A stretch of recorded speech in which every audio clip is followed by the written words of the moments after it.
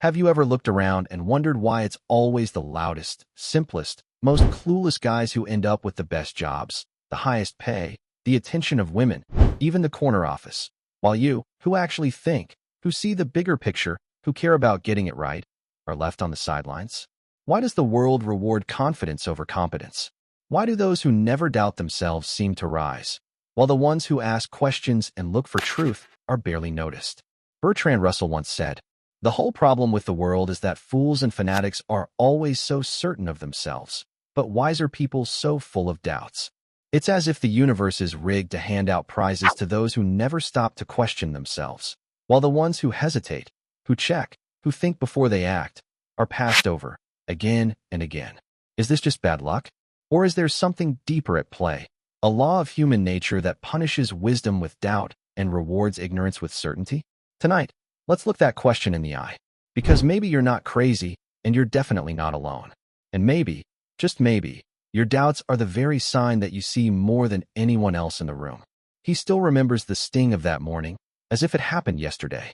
He'd spent the entire weekend preparing, rehearsing every word, ironing his shirt twice, making sure his shoes shined like he was meeting a king, not just his boss. He checked his numbers, listed his achievements, even thought about how not to sound desperate. After months of staying late, fixing other people's mistakes, and keeping his mouth shut, today he was finally going to ask for the raise he'd quietly earned. His palms sweated as he waited by the door. Heart racing, he knocked. The boss barely looked up from his paperwork. He spoke carefully, respectfully, explained how he'd helped the team, how he'd taken extra shifts, how he was ready for more responsibility. He laid out his case like a lawyer, trying to show he wasn't greedy, just fair. The boss listened, nodded a little, then shook his head. "Sorry," he said. "We're not promoting anyone this quarter. Times are tight. Keep working hard, maybe next year." He thanked the boss and walked out, holding back frustration, replaying every word, wondering if he'd said something wrong, if he should have smiled more or made a joke. Not 10 minutes later, the office door slammed open. In strolled Vadim, the guy everyone knew, the one who always made a mess of his desk, always running late, shirt untucked, tie halfway off. Vadim was loud, cheerful, and absolutely certain of himself. He didn't have numbers or a speech. He just said, "Boss, I think I should get that raise now. I deserve it. Let's make it happen, yeah?" The boss looked up, hesitated for a split second, then smiled. "All right, Vadim. I'll see what I can do. Good initiative." He watched from the hallway, stunned. How could someone so careless get rewarded, while the one who actually cared, prepared, and doubted got brushed aside? He went home that night, filled with anger and confusion. Was he too polite? Too uncertain?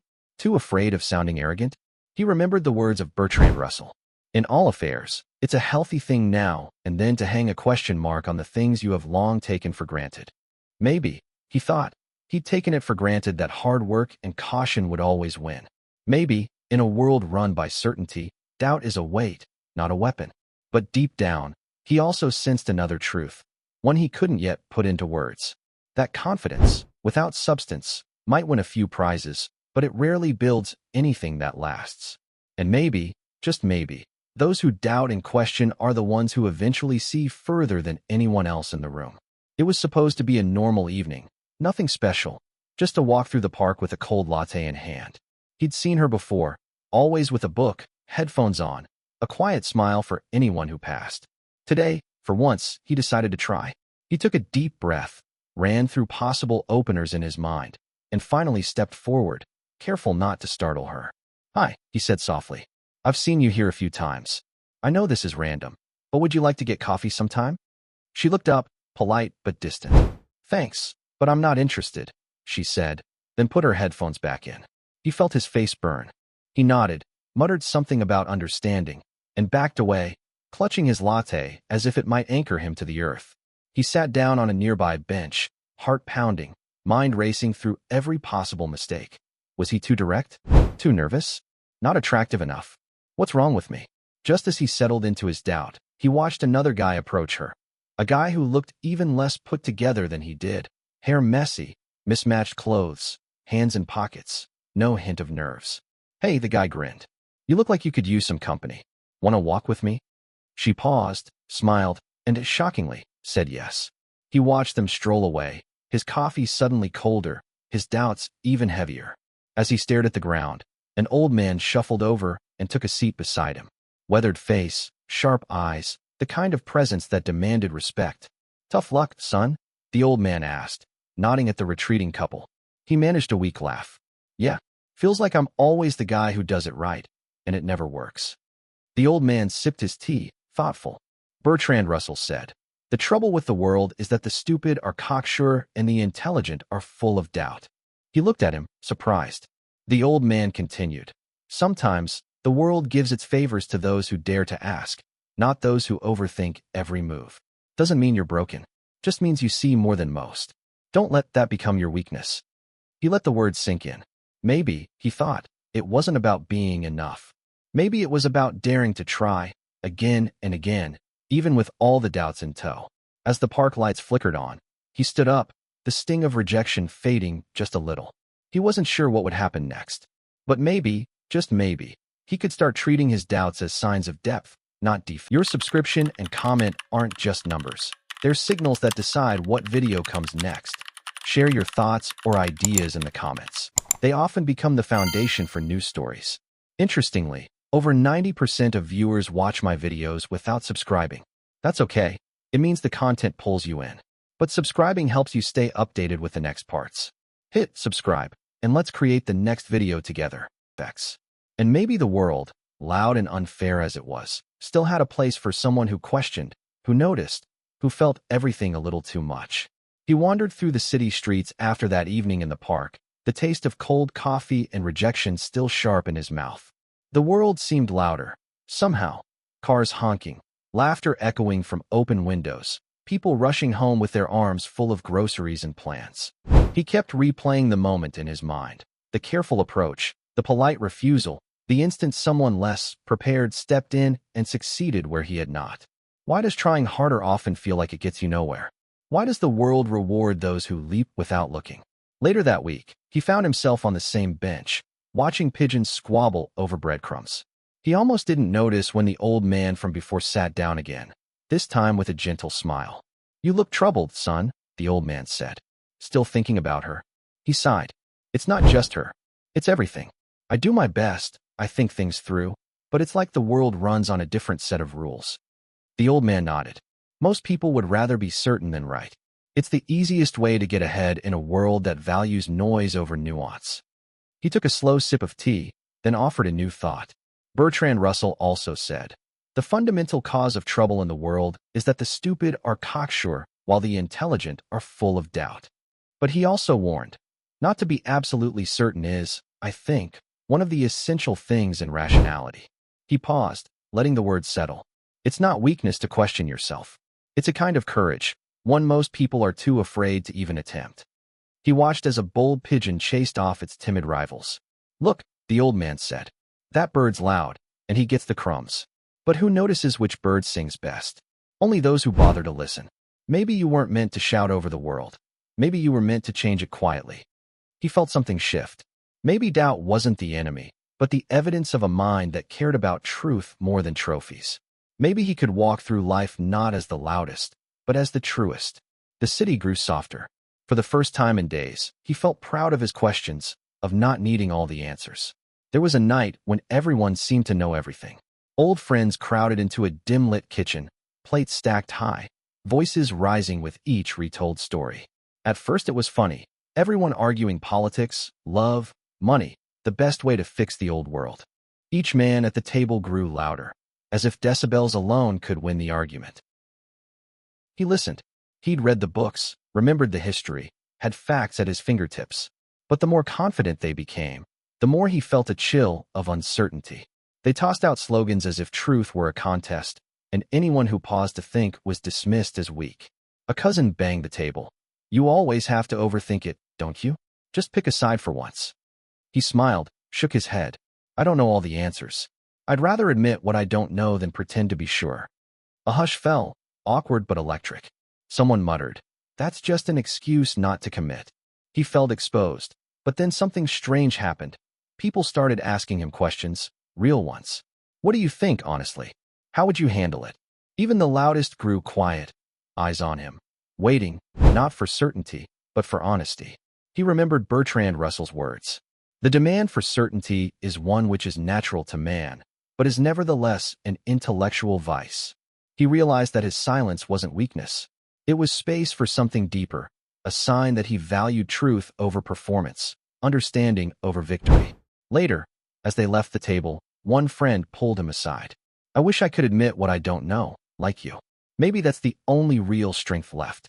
That night, walking home in the chill, he understood. Being loud is easy. Being honest about your doubts, being willing to learn, to listen, to change your mind, is rare. And maybe, just maybe, that's the power the world needs most. It didn't take long for Vadim's promotion to show its true colors. A week after he got the shiny new title, the work floor was a mess. Deadlines missed, numbers not adding up, machines sitting idle, while Vadim wandered the halls making big, empty promises. At first, everyone laughed it off. That's just Vadim. But then the losses hit, and the boss's face went redder every day. One afternoon, as the team counted up another round of mistakes, the boss slammed his fist on the desk. How could I give this much responsibility to a fool? He shouted, his voice echoing down the hallway. From where he sat, the hero heard it all, and for the first time in weeks, he couldn't help but smile. Not out of spite, but with a quiet sense of justice. Maybe the world wasn't as upside down as it seemed, after all. As Vadim packed for his well-earned vacation, the boss shuffled over, looking tired and embarrassed. Listen, he said quietly. Can you cover some extra shifts before your own time off? I know I should have asked you in the first place. You're steady. You see things others miss. The hero nodded, hiding a grin. Of course, I'll do what I can. He remembered Bertrand Russell's words again. The trouble with the world is that the stupid are cocksure and the intelligent are full of doubt. But time is the friend of those who think. As he headed to work the next morning, he realized his doubts had kept him out of trouble. And maybe, just maybe, life rewards patience, even if the fools win the first round. That day, for the first time, he was quietly grateful for every question he'd ever asked. Work was busier than ever. With Vadim away, our hero handled everything. Shift changes, deadlines, even those late-night emergency calls. For a while, things actually ran smoother. But trouble has a way of circling back. It came during the Monday meeting, when the boss waved a stack of reports and scowled. These numbers are a mess, he barked. Who made all these mistakes? Whose initials are on the cover? The hero saw his name. The mistakes, missed entries, wrong totals, weren't his. He recognized Vadim's work, the same shortcuts and scribbled notes. But somehow, the blame landed at his feet. The team watched, waiting for him to explode or start arguing. He didn't. He simply looked at the boss and said, calmly, I know what I did and what I didn't. I can't pretend to be a fool just to avoid trouble. If you want someone who never doubts, maybe you should give Vadim my job as well. The boss stared, confused. The hero reached into his drawer and pulled out his own report. Perfect, precise, and time-stamped. I keep my record straight. I don't shout about what I know, but I won't claim credit for things that aren't mine, and I won't accept blame for mistakes I didn't make. There was a long silence, broken only by the shuffle of papers. He thought of Russell's words. The whole problem with the world is that fools and fanatics are always so certain of themselves, but wiser people so full of doubts. He smiled quietly. I'm not loud. I'm not a fool. And I'm not afraid to show my work. In that moment, the room seemed to breathe out. The boss, finally, nodded, really seeing him for the first time. That day, our hero didn't get applause or a bonus. But he kept his dignity, and he knew that, in the end, real confidence isn't about never doubting. It's about knowing, in your own calm, what's true. It's strange, he realized, how quickly things change. After that meeting, people at work seemed different. Colleagues who once laughed behind his back now came to him for advice about shifts, problems, even life outside the factory. They spoke softer, listened longer, trusted that he would not judge their doubts. He understood. Real authority is not claimed by shouting, but earned by steadiness, by honesty, by never pretending to know what you don't. He thought about the men who always had answers ready, and how their certainty melted away at the first real test. Meanwhile, those who hesitated, who weighed their words, were the ones others leaned on when it mattered. Bertrand Russell had said, "The wise man is he who does not grieve for the things which he is not, but rejoices for those which he has." He realized his doubts were not a weakness, but a shield. They forced him to prepare, to check, to learn. They protected him from the traps of pride and the pain of easy mistakes. He remembered another Russell insight. To conquer fear is the beginning of wisdom. He wasn't fearless. He just knew how to move forward anyway, with questions in his pocket and calm in his eyes. One evening, a younger worker asked him, "How did you get so respected here? You're not the loudest, but people listen." He smiled, thinking of Russell, and answered, "I never stop learning, and I never pretend to be sure when I'm not.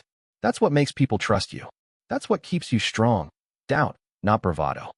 For the first time, he saw that true wisdom isn't a crown. It's a quiet light, shining brightest in those who dare to say, "I don't know, but I'm willing to find out." With every day, the difference between loudness and wisdom became clearer. The factory ran smoother, problems got solved faster, and, quietly, almost invisibly, our hero became the one people trusted when things got tough. Even the boss, once so quick to overlook him, now paused to ask his opinion. He remembered Russell's words. In all affairs, it's a healthy thing now and then to hang a question mark on the things you have long taken for granted. He understood that true progress, at work, in life, even in love, doesn't come from pretending to be certain. It comes from the courage to challenge your own beliefs, to admit you don't know, to keep learning. He realized that most of the rewards that come to fools and fanatics are fleeting. Applause today, but frustration tomorrow. But the respect you earn by being honest, careful, and willing to grow, that stays. One late evening, as the factory lights dimmed, he found himself smiling, grateful for every doubt that made him double-check, every moment of uncertainty that kept him humble. Question for the audience. If you followed this story, what was the turning point for our hero? Was it when he lost out to Vadim, or when he chose not to argue about the mistakes? Or was it the moment he realized that calm, steady honesty can win more in the long run than any quick victory? Share your answer in the comments. Because sometimes the difference between a fool and a wise man is not what they say, but what they dare to question, especially about themselves. As the months passed, it became obvious to everyone that wisdom doesn't always arrive with a loud voice or a winning smile. Vadim returned from his holiday, but the team no longer looked to him for answers. The boss, more thoughtful now, began to ask for advice before making changes. Our hero, once invisible in the crowd, found himself trusted, not because he was certain, but because he never stopped searching for what was true. He remembered one last teaching from Bertrand Russell. To be without some of the things you want is an indispensable part of happiness. He finally saw that a good life isn't built by grabbing everything you can. It's built by knowing what matters, letting go of what doesn't, and being brave enough to doubt, especially when everyone else is sure. On his way home from another quiet, steady day, he paused to watch the sunset. No applause, no promotion, no parade, just a sense of peace he'd never known when he was chasing after what wasn't his. For the first time, he understood that the real reward isn't the job, the title, or the praise. It's the dignity of a life lived honestly, with the courage to question and the patience to wait for what lasts. So if you've ever wondered why the loudest people win at first, remember, fools may rush ahead, but wisdom waits, learns, and endures. To all who doubt, you are not weak. You are on the path to something greater, quiet, steady, and real.